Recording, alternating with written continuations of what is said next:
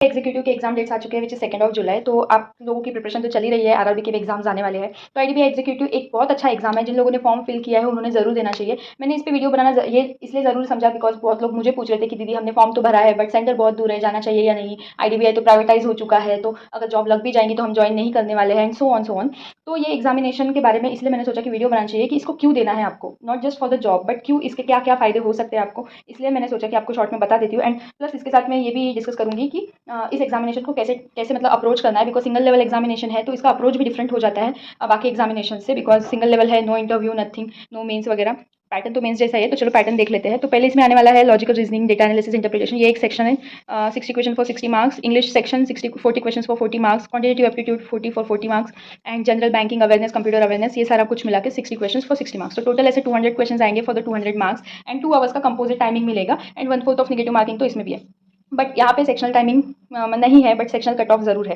Composite timing है 2 hours, तो ऐसा बिल्कुल भी नहीं चलेगा कि आप कोई सेक्शन स्किप कर दो एंड दूसरा एक ही सेक्शन में अच्छे से मार्क्स ला लो एंड बाकी सेक्शन सॉल्व ना करो, तो उससे फिर आपका ओवरऑल कट ऑफ तो जाने दो, बट सेक्शन कट ऑफ अगर नहीं निकलेगा तो आपका क्रैक नहीं होगा एग्जाम। तो इसलिए सारे सेक्शंस को आपको इक्वली टाइम देना है। तो यहाँ पर भी मैं वही बोलूँगी कि आप जब भी आप अटेम्प्ट करोगे मॉक, अभी आज के बाद से आप जो भी मॉक दोगे एंड रियल एग्जाम भी दोगे, तो पहले आपको जो भी सेक्शंस के इजी क्वेश्चन आते हैं, आई वुड सजेस्ट कि पहले जनरल पे जाओ, मतलब जो भी जीए का या बीए का सेक्शन है उस पर जाओ, उसमें से सॉल्व कर लो जितने आते हैं उतने, देन गो फॉर इंग्लिश, मतलब ऐसे then English, quantitative aptitude, logical reasoning, any of them you can choose, but जो जो आपको आते हैं वैसे वैसे सॉल्व करते जाओ। मोस्टली हम जीए इसलिए पहले करते हैं क्योंकि पढ़ के गए हैं अगर रिवाइज करके तो फ्रेश में याद होता है ना कुछ कुछ चीज़, अगर बाकी कुछ सॉल्व करते बैठेंगे एंड देन पैनिक होकर फिर जो आता है वो भी गलत मिस हो जाएगा या भूल जाएगा, इसीलिए पहले जीए करने के बाद बाकी सारे सेक्शंस पे जाना है। एंड कुछ पॉइंट्स ऐसे हैं जो मुझे बताने हैं। तो जो लोग बोल रहे थे कि क्या हमें ये एग्जामिनेशन देना है या नहीं, बिकॉज सेंटर बहुत दूर है, आई अंडरस्टैंड कि सेंटर बहुत दूर रहने के बाद एंड जब हमें पहले से हमारा माइंडसेट ऐसा है कि हमें ये बैंक ज्वाइन नहीं करना है, तो हमें ऐसा लगता है क्यों जाए इतना दूर एंड ट्रैवलिंग टाइम प्लस अपना एक्सपेंसेस प्लस 2-3 दिन वेस्ट हो जाते हैं, लिंक टूट जाती है जो अच्छी पढ़ाई चल रही है उसकी।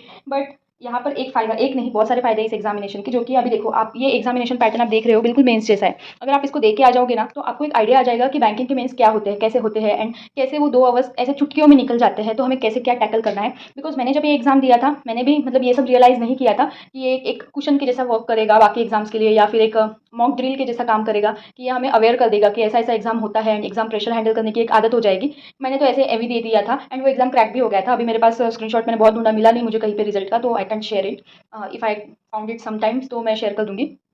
बट ये है ना कि अभी आरआरबी के हमारे एग्जाम्स आने वाले हैं, उसके लिए हमें बहुत अच्छा क्वेश्चन मिल जाएगा। बिकॉज यहाँ पे देखो सिंगल लेवल एग्जाम है बट क्वेश्चन तो थोड़े टफ ही आएंगे ना, बिकॉज मेंस का पैटर्न है एंड सिंगल लेवल एग्जाम है तो अच्छे से क्वेश्चन आएंगे। एंड प्लस यहाँ से क्या होगा ना, आपका कॉन्फिडेंस भी बूस्ट होगा। आप एक बार जाके ऐसा एक एग्जाम दोगे, मॉक देना is different and real examination में जाके ऐसा मेंस लेवल का एग्जाम देना, आपको फिर वो फीलिंग आएगी कि आप अच्छा मुझे ये करना चाहिए था, ये नहीं करूँगा तो ऐसा होगा, अगर ये कर लूँगा तो मैं भी क्रैक कर लूँगा इजीली बाकी एग्जाम्स। चाहे आपका ये एग्जाम खराब भी हो जाए तो भी आपको कॉन्फिडेंस आ जाएगा कि आप आगे अगर ये सारी चीज़ें जो भी मिस्टेक्स आपने की है या कुछ ना सेल्फ रियलाइजेशन आ ही जाता है हमें कि अरे यार जीए थोड़ा अच्छा कर लेता तो शायद ये भी एग्जाम मेरा निकल जाता, अरे यार इंग्लिश की थोड़ी प्रैक्टिस चाहिए थी वरना इंग्लिश में भी बहुत अच्छा स्कोर में कर ही लेता, ऐसा वैसा हम सोचते हैं ना, डेफिनेटली सोचते हैं, हर बच्चे सोचते हैं। तो ये सारी चीज़ें फिर सोचने के बाद वापस आने के बाद हमें ये इंप्रोवाइज करनी है। बिकॉज मेरे साथ भी ऐसा ही हुआ था, मैं जब ये एग्जाम देने गई थी ना तो मुझे मेरा जे बिल्कुल पूछ लो मतलब ऐसा 10% भी नहीं किया था मैंने जस्ट वो फिर जो पीडीएफ आता है मैंने जो टेलीग्राम ग्रुप में शेयर किया वही अड्डा का 6 मंथ्स का कैप्सूल वगैरह वही एक बार रीड किया था। एक बार रीड करने से कहा इतना रिकॉल होता है टाइम टू टाइम, तो मुझे आई थिंक मैंने 25 क्वेश्चन किए थे 60 में से, बट वो भी स्ट्रेच करके किए थे 25, ऐसे 25 में से 25 कंफर्म नहीं थे मुझे एंड मेरे गलत भी हुए थे। बट मेरे अटेम्प्ट्स ना ओवरऑल 100 से लेके 105 के बीच में थे and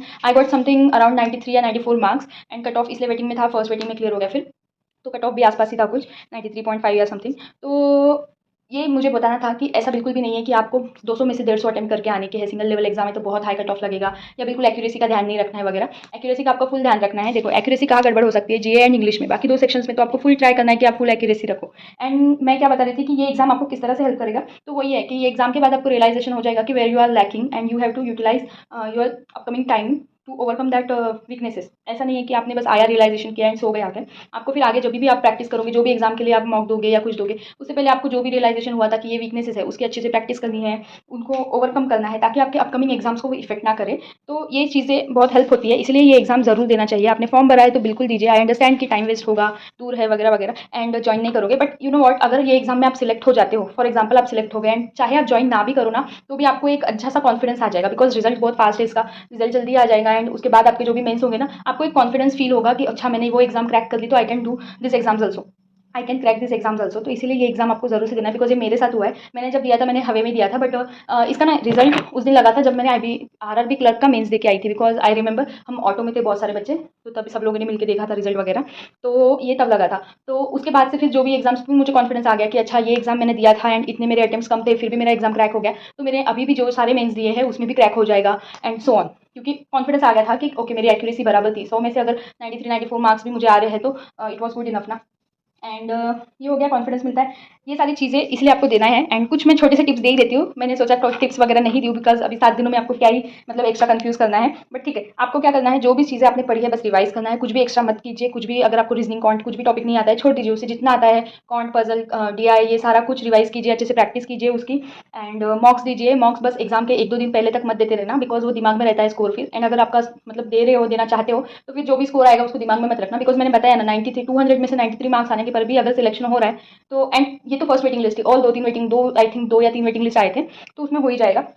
and don't think much कि कितना करे, मतलब कैसा करे क्या करे, just go with flow, exam देने जाओ एंड जितना हो सकता है मैक्सिमम रिवाइज करो। क्योंकि अभी ये 7 दिनों में आप नया कुछ पढ़ोगे उसको रिवाइज नहीं करोगे तो वैसे भी कुछ याद नहीं आने वाला है। उसके 50% चांसेस होंगे कि वो याद आएगा, उससे अच्छा जो पढ़ा है उसको रिवाइज करो, तो आपका जो 50% चांसेस है उसको 90% कर दो आप। एंड अगर जीए बीए का मतलब जो भी है जीसी करंट अफेयर्स वगैरह किसी ने नहीं कुछ भी नहीं पढ़ा है तो थोड़ा सा जाके वो अड्डा के कैप्सूल्स मैंने शेयर किए तो उसको थोड़ा आप पढ़ सकते हो। एंड कंप्यूटर अगर आपने बिल्कुल भी नहीं पढ़ा है तो कुछ 2-3 टॉपिक्स है इंपॉर्टेंट वाले, वो देख लो। अदरवाइज अगर आपको चाहिए कि नहीं वही टाइम अगर हम जनरल अवेयरनेस को दे देते हैं, कंप्यूटर नहीं पढ़ते, वैसे भी चलेगा, बिकॉज ये पूरा सेक्शन एक साथ ही आना है 60 मार्क्स के लिए। तो अगर कंप्यूटर के सपोज मैं सोचती हूँ कि 10 या 15 क्वेश्चन भी आते हैं तो अगर आप इधर कवर कर लोगे तो आप उसको स्किप कर सकते हो वो टाइम में। एंड पढ़ना चाहते हो तो पढ़ लो, बिकॉज आरआरबी में भी तो यूज ही होगा। बस बेसिक मतलब इंपॉर्टेंट टॉपिक्स पढ़ लेना, तो इसके लिए भी एक डिफरेंट सेशन मैंने पूरा बनाया था, उसमें शॉर्ट में जाके स्पीड बढ़ा के देख लो कि कौन से टॉपिक्स इंपॉर्टेंट है एंड कहाँ से पढ़ने हैं, तो हो गया। एंड उसके बाद ना एक्यूरेसी पे बहुत ध्यान देना है यहाँ पर। एक्यूरेसी बिल्कुल भी गड़बड़ नहीं करनी है, बिकॉज नॉर्मलाइजेशन तो होता ही होता है। एंड प्लस ना एक्यूरेसी इसलिए भी मेंटेन करनी है कि आपको अपकमिंग एग्जाम्स में भी वैसी आदत रहे। ऐसा नहीं जाके देने का है कि मुझे तो ये जॉब नहीं करनी तो मैं कुछ भी सॉल्व करके आ जाता हूँ, देखता हूँ, लक ट्राई करता हूँ। ऐसा बिल्कुल मत कीजिए, जितना आता उतना कीजिए, बिकॉज ऐसा लक ट्राई करने से आपका आगे के एग्जाम्स में कुछ भी फायदा होने वाला नहीं है। एंड प्लस इस एग्जाम में तो फिर एक्यूरेसी गड़बड़ कर दोगे तो कुछ भी नहीं मिलने वाला है आपको। एंड वही है कि डोंट गो सेक्शन वाइज की जो जो जैसे जैसे आते जाता है वैसे वैसे जो ईजी लगता है वैसे वैसे सॉल्व करते जाओ। कोई भी क्वेश्चन पे ज़्यादा टाइम वेस्ट मत करो, ये सब। एंड सिलेक्शन बहुत इजीली हो जाता है, मतलब ऐसा बहुत कुछ चैलेंजिंग नहीं है, तो बिल्कुल पैनिक नहीं होना है, स्मूथली जाना है एग्जाम को। अगर आपने सेक्शन कोई ओपन किया, एग्जाम ओपन होने के बाद अगर आपको कुछ क्वेश्चंस हार्ड भी लग रहे हैं ना तो भी पैनिक नहीं करना है, because exam is not totally hard. हमेशा उसमें 60% तो ईजी डुएबल पोर्शन होता है जो आप कर सकते हो आराम से, तो आपको बस काम रह के वो करना है। एंड 60% 70% एक्यूरेसी से अगर आप अटेम्प्ट कर पा रहे हो तो बस it is more than enough, एक सिंगल लेवल एग्जाम या मेंस एग्जाम के पर्सपेक्टिव में। तो यही था वीडियो, आई होप आपको इसमें से कुछ आइडिया मिली होगी। एंड कुछ भी बाकी के वीडियोस वगैरह मत देखो फिलहाल के लिए कि एग्जीक्यूटिव की सैलरी क्या होती है, फिर वो उनका ट्रेनिंग कैसा होता है, ये सारी चीज़ें ना नोटिफिकेशन के पहले या फिर रिजल्ट के बाद, एग्जाम के बाद देखनी होती है। तो अभी देख के टाइम वेस्ट मत कीजिए 7 दिनों में, उससे कोई मोटिवेशन नहीं मिलेगा, उल्टा टाइम वेस्ट ही होगा। मोटिवेशन मिलकर भी आप 7 दिन में फिर वो जो टाइम वेस्ट हो गया उसमें क्या ही मतलब उसका क्या ही फिर उसको रिकवर थोड़ा कर पाओगे। तो इसीलिए वो सारे वीडियोस अभी अवॉइड करो। एंड बस ऐसे कुछ स्ट्रेटजी वगैरह के वीडियोस अगर देख रहे हो देखो। एंड अच्छा मतलब जो भी है रिविजन वो अच्छे से करो। And all the best for your exams.